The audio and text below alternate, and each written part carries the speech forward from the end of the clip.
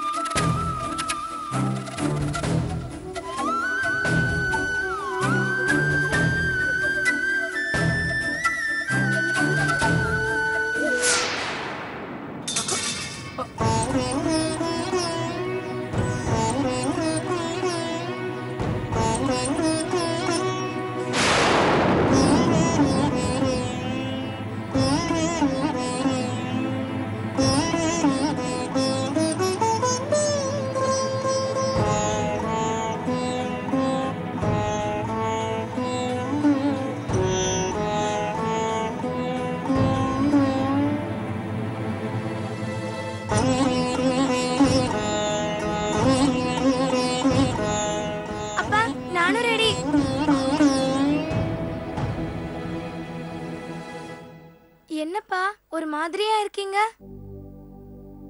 ஒண்ணும் இல்லடா, சாமி ரூம்ல விளக்கு ஏத்தனா விளக்கு டக்கு நனைஞ்சிருச்சு. அது மட்டும் இல்ல, விபூதி எடுக்கிறதுக்காக தட்டை எடுத்துட்டு விபூதியை வச்சுட்டு தட்டை கீழே வைக்கும் போது தட்டு கை தவறிடுச்சு. அதனால எனக்கு ஏதாவது ஆயிடுமோன்னு பயம் வந்துருச்சா?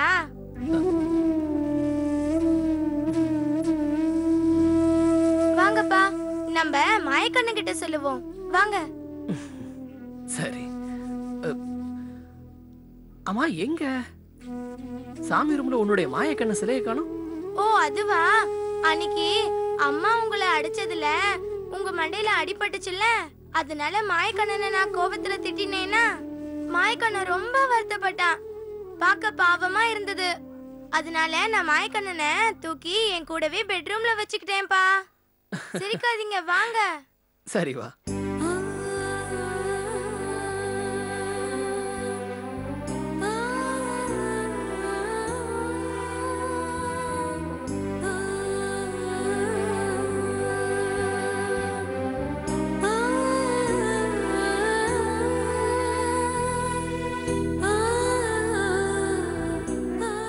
மனசுல இருக்க குழப்பத்தை மாயக்கண்ணன் கிட்ட சொல்லுங்க. நீங்க என்ன கேட்க நினைக்கிறீங்களோ அத மாயக்கண்ணன் கிட்ட கேளுங்க. கேளுங்கப்பா. கேட்டுத கொடுக்கறவன் இந்த மாயக்கண்ணன். கண்ணை இறுக்கமா மூடிட்டு கேளுங்க. சரிடா, கேக்குறேன்.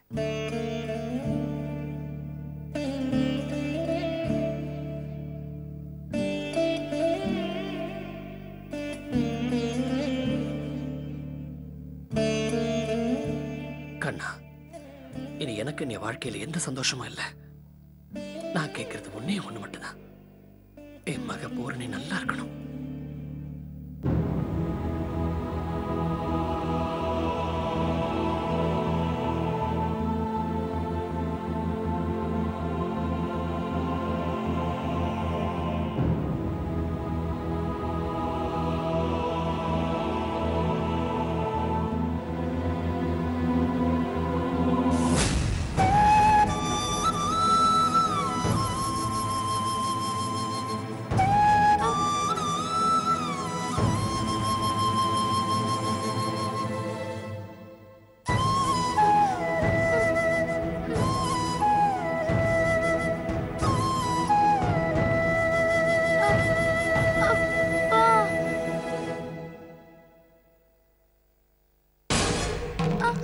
அப்பா,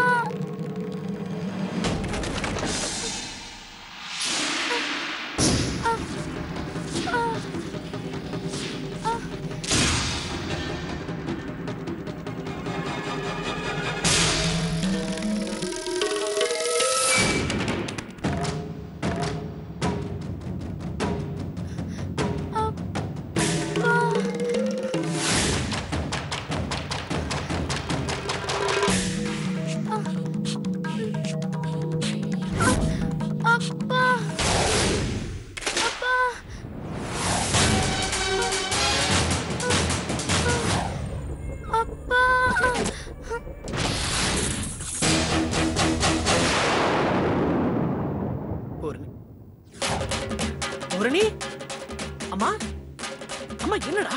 பூரணி, என்னடாச்சு? பூரணி, அம்மாடி, என்னமாச்சு?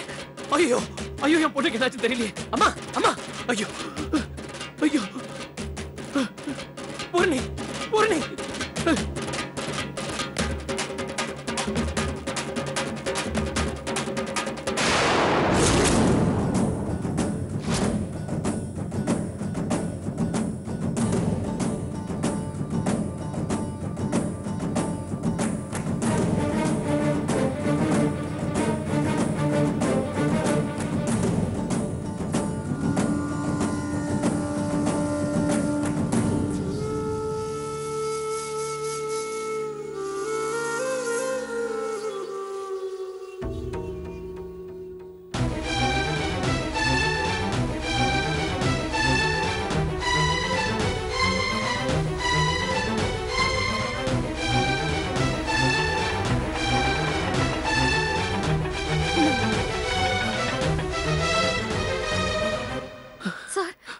என்னாச்சு குழந்தைக்கு? வா துளசி, என் குழந்தை எப்படி கஷ்டப்படுறா பாரு.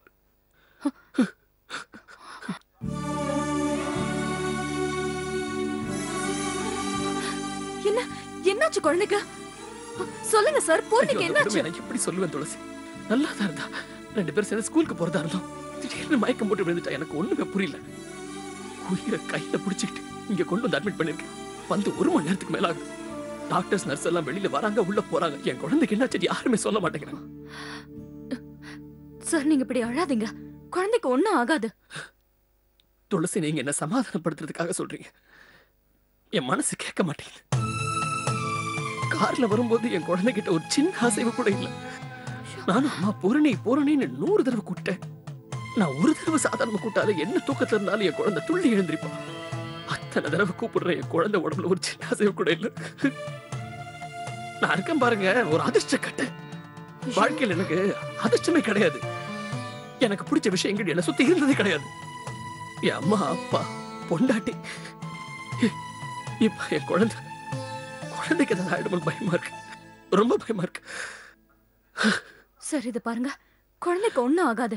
நீங்க கொஞ்சம் அமைதியா இருங்க. அம்மா போனது பூர்ணி மனசுல ஏதோ வருத்தத்தை உண்டு பண்ணிருக்க. அதான் இப்படி திடீர்னு மயக்கமாயிருக்கா. ஒரு நாள் ரெஸ்ட் எடுத்தா எல்லாம் சரியாயிடும்.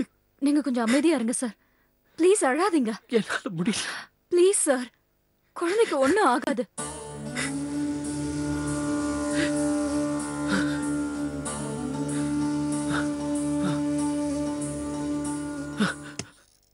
டாக்டர், என் குழந்தை எப்படி இருக்கா டாக்டர்? சொல்லுங்க டாக்டர். மிஸ்டர் வினோத், உங்ககிட்ட பேசணும், கொஞ்சம் வாங்க.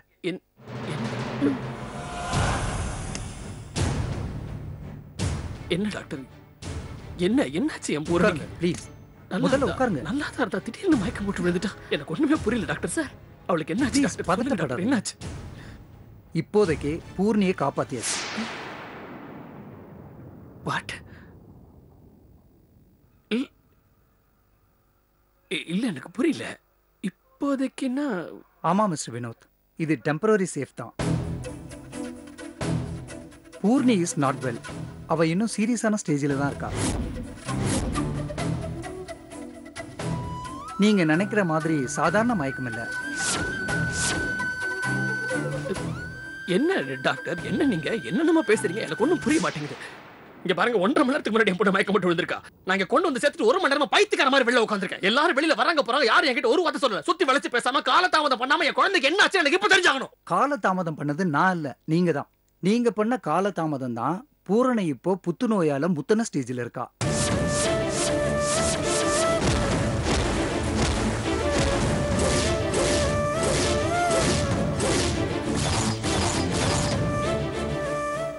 என்ன டாக்டர் சொல்றீங்க?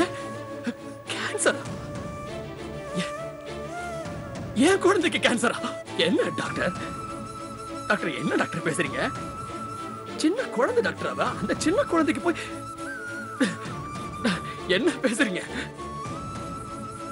எல்லாரும் நல்லா இருக்கணும், யாருக்கும் எந்த கெடுதலும் நடக்க கூடாதுன்னு நினைக்கிறேன். ஏன் குழந்தைக்கு கேன்சரா? என்னங்க இது? ஐயோ, என்ன டாக்டர், இங்க பாருங்க, நீங்க சும்மா விளையாட்டு தானே சொல்றீங்க. என் குழந்தைக்கு சாதாரண மயக்கம் தானே, நீங்க விளையாட்டு தானே சொல்றீங்க. சொல்லுங்க டாக்டர். உணர்வோடவும் உயிரோடவும் விளையாடுறது மருத்துவத்துறையில இல்லாத ஒண்ணு வினோத். வருத்தமான செய்தி தான், ஆனா வேற வழி இல்லை. உங்ககிட்ட சொல்லிதான் ஆகணும்.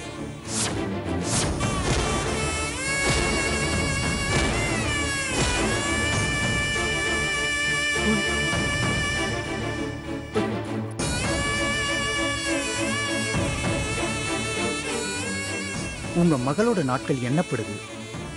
குறைஞ்சபட்சம் 6 மாசம், இல்லனா அதிகபட்சம் 1 வருஷம்.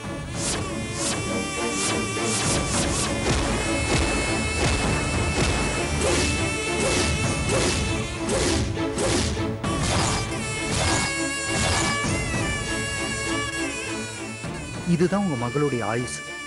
என்ன பேசுறீங்க டாக்டர்? இதுக்கு பேரு ஆயுசா? இதுக்கு பேரு ஆயுசா? ஐயோ, சின்ன குழந்தை டாக்டர். ஐயோ ஐயோ, யாருக்கும் எந்த துரோகமும் நினைக்காத அந்த குழந்தைக்கு ஐயோ ஐயோ.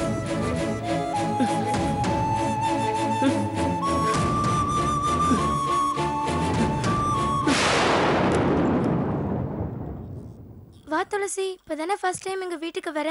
வலது கால் எடுத்து வச்சு வா. ஹாஸ்பிட்டல்ல இருந்து வரும்போது இந்த மாதிரி சகுனம் எல்லாம் பார்க்க கூடாது. வா.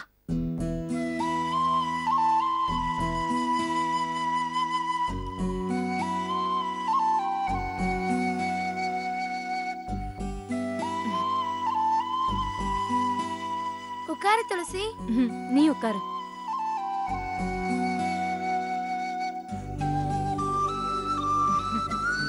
ஏன் 2 பேர் முகமும் ஒரு மாதிரியா இருக்கு? எனக்கு ஏதாவது பிரச்சனையா?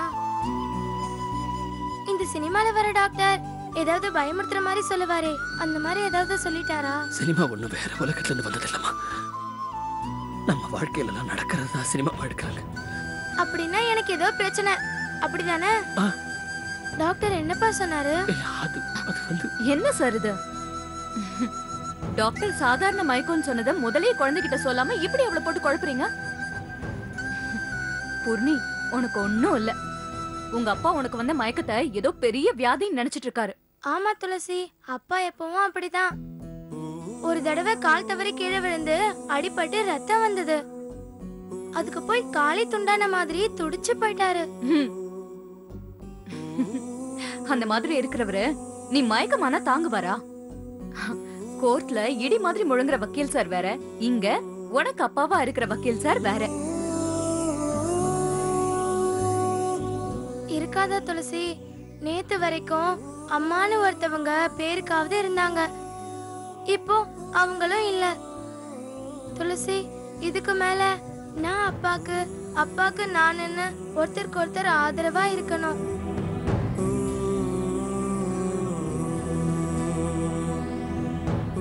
அப்பா, நீங்க எதுக்கும் கவலைப்படாதீங்கப்பா. நான் ஒரு நாள் உங்களை விட்டு பிரிஞ்சு போக மாட்டேன். அம்மா போனதுக்கு அப்புறம் நான் தானப்பா உங்களுக்கு எல்லாமே. நான் கடைசி வரைக்கும் உங்க கூடவே இருப்பேன்ப்பா.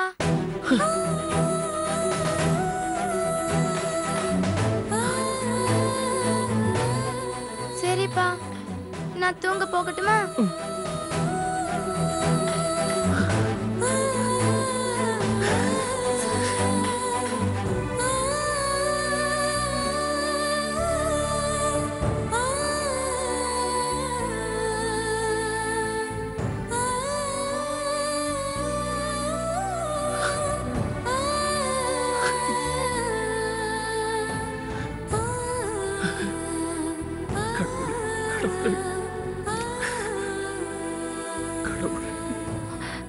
சார், என் குழந்தைக்கு எதுக்கு இந்த கொடுமை?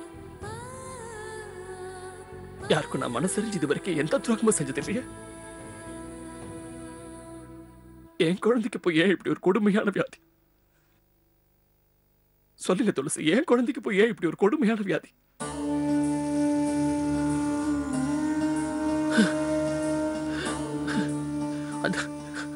அந்த சின்ன குழந்தைக்கு போய் பிளட் கேன்சர்னு டாக்டர் சொல்றது. பாவம், எப்படி தாங்குவா?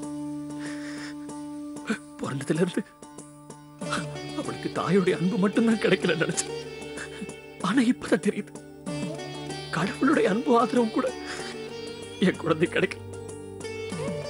டாக்டர் என் குழந்தைக்கு கெடு வச்சிருக்காரு. எந்த குழந்தைக்காக இல்லாத ஒரு வாழ்க்கையை இருக்கிறதா நினைச்சு நான் வாழ்ந்துட்டு இருக்கிறோம். அந்த குழந்தைய கூட ஒரு 6 மாசமோ இல்ல 7 மாசமோ தான் இருக்குமா?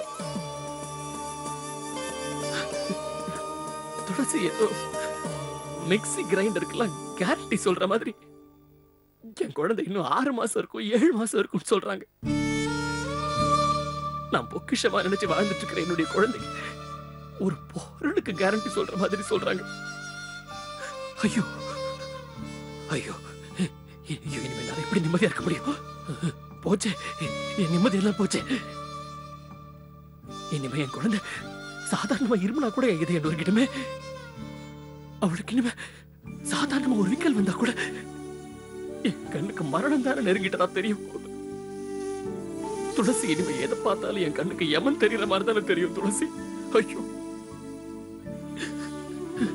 கேட்டீங்க? எதுவும் தெரியாம அவ வந்து, அப்பா இனிமே யாரோ கூட இல்லைனாலும் பரவாயில்ல, கடைசி வரைக்கும் நான் கூட இருப்பேன்னு சொல்லிட்டு போ. ஆனா அந்த குழந்தை அல்பாயுஸ்ல போயிடும் டாக்டர் சொல்றாரு. அவர் என்ன ஆண்டவரா? அவர் சொன்ன வார்த்தை பலிக்கிறதுக்கு? சொல்லுங்க, அந்த டாக்டர் என்ன கடவுளா? மத்தவங்க ஆயுசெல்லாம் கன்ஃபார்ம் பண்றதுக்கு? மருத்துவம் கைவிட்ட எத்தனையோ பேரோட வாழ்க்கைய தெய்வத்தோட மகத்துவம் காப்பாத்தி இருக்கு.